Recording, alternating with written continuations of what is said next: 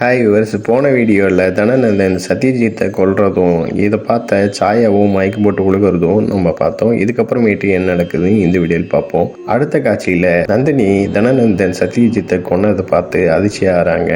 அதே நேரத்தில் சந்திரனும் ரொம்ப கோவப்பட்டு தனநந்தனை பார்க்கறாரு. காவலர்களும் தனநந்தனை தாக்க வர நேரத்தில் காவலர்களை நிற்க சொல்லிட்டு தனநந்தனை சந்திரனை தாக்க ஆரம்பிக்கிறாரு. தனநந்தனுக்கு காயம் ஏற்படுது. கண்ணனுக்கு காயம் ஏற்படுறத பார்த்து நந்தினியும் அதிர்ச்சி கத்துறாங்க. அதே நேரத்துல சந்திரன் தனநந்தனை கொன்றாரு. கடைசியா தாக்குதல்ல நந்தினி தனநந்தன் கையில கட்டின ராக்கியும் கீழே விழுகுது. தனநந்தன் இறந்து கிடக்கிறத பார்த்த நந்தினி ஆழ்ந்துட்டு இருக்காங்க. அடுத்த காட்சியில ஒருத்தர் வந்து சந்திரன்ட்ட உங்களுக்கு நீங்க தான் சம்பிரதாயம் செய்யணும் அப்படின்னு சொல்றாங்க. அதே நேரத்துல சந்திரனும் கோபமா இருக்காரு. அந்த இடத்துல இருக்கிற சாணக்கியர் இவங்க ரெண்டு பேருக்கும் நீ தான் பண்ணணும், தனநந்தனும் சேர்த்துதான் அப்படின்னு சொல்றாரு. இல்ல தனநந்தனுக்கு என்னால செய்ய முடியாது சந்திரன் சொல்றாரு. அவரோட தந்தை என்னோட தந்தையை கொன்னாரு. இப்ப இவன் சத்யஜித்தை கொன்னனால என்னோட தங்கை எந்த மாதிரி நிலைமையில இருக்கா அப்படின்னு சந்திரன் சாணக்கியர்கிட்ட கேட்கிறாரு. இதை கேட்ட சாணக்கியரோ எனக்கு தெரியும் நீ கேட்கிற கேள்வி நான் என்ன, ஆனா தனநந்தன் உன்னோட மனைவியோட அண்ணனாவான், அதனால நீ தான் இந்த சம்பிரதாயத்தை செய்யணும்னு சாணக்கியர் சொல்றாரு. சந்திரனும் சம்பிரதாயத்தை செய்யறாரு. அடுத்த காட்சியில சந்திரன் கோபமா போயிட்டு இருக்காரு நந்தினி அறைக்கு. அந்த நேரத்துல தனநந்தன் சத்யஜித்தை கொன்ன காட்சியை காட்டுறாங்க. சாயா மயக்கம் போட்டு விழுந்த காட்சியும் காட்டுறாங்க. அதே நேரத்துல கோவமா சந்திரன் போயிட்டு இருக்கிறத பார்த்த ஹெலனா அதிர்ச்சியாகி சந்திரன் எதுக்கு நந்தினியோட அறைக்கு போறான், இவ்வளவு நடந்தும் அவளோட அறைக்கு இவன் போறானா அப்படின்னு ஹெலனா சொல்றாங்க. சந்திரனை பின்தொடர்ந்து வராங்க. அடுத்த காட்சியில நந்தினி காட்டுறாங்க.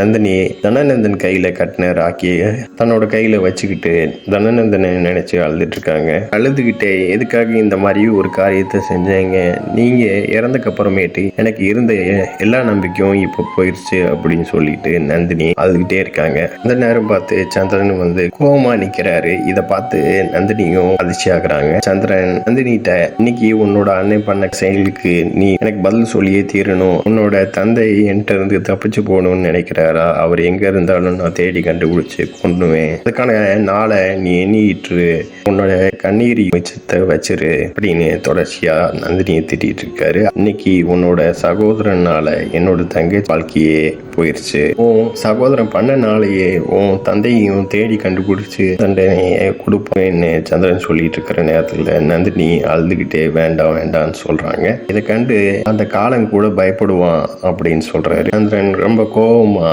நந்தினியை பார்த்துட்டு இருக்கிற நேரத்துல நந்தினி முதல்ல சொன்ன காட்சி காட்டுறாங்க. ஆண்மகன் நீ கூறிக்கொள்ளாத அப்படின்னு யுத்தத்துல சந்திரனை பார்த்து சொன்னதை காட்டுறாங்க. அடுத்த காட்சியில சந்திரன் உன்னோட ஆண்மைத்தனத்தை நீ ஒரு நாள் கேள்வி கேட்ட, ஆனா உன்னோட தந்தை புறமுதிர் காட்டி இங்கிருந்து ஓடிட்டான் அப்படின்னு நந்தினிட்ட சொன்ன உடனே நந்தினி எனக்கு தெரியும் தனநந்தன் செஞ்சது சரியில்லைன்னு எனக்கு தெரியும், அவன் செஞ்சது தவறுன்னு நான் ஒத்துக்கிறேன், அவனுக்கு பதிலா நான் மன்னிப்பு கேட்கிறேன், தயவு செஞ்சு என்னோட தந்தையை எதுவும் செஞ்சிடாத, அவரை விட்டுரு அப்படின்னு நந்தினி எழுதிட்டு இருக்காங்க. சந்திரன் செஞ்சு கேட்டேன்னா நான் விட்டுருவேன் நீ நினைக்கிறியா, எனக்கு எதிராக நீ செய்யற சூழ்ச்சியில எனக்கு தெரியாதுன்னு நினைக்கிறியா, எனக்கு எல்லாமே தெரியும், என்னோட சகோதரனை தப்பிக்க வைக்கிறதுக்காக நீங்க எல்லாருமே போட்ட திட்டமும் எனக்கு தெரியும், உண்மை என்னன்னு நான் இப்ப சொல்றேன், உன்னோட சகோதரனை தப்பிக்க வச்சது நான் தான், காரணம் என்னன்னா அவனை தப்பிக்க வச்சா தான் உன்னோட தந்தை இருக்கிற இடத்துக்கு போவான், நந்தன் இருக்கிற இடம் நாங்க தெரிஞ்சுக்க முடியும் அப்படின்னு சொல்றாரு. அடுத்த காட்சியில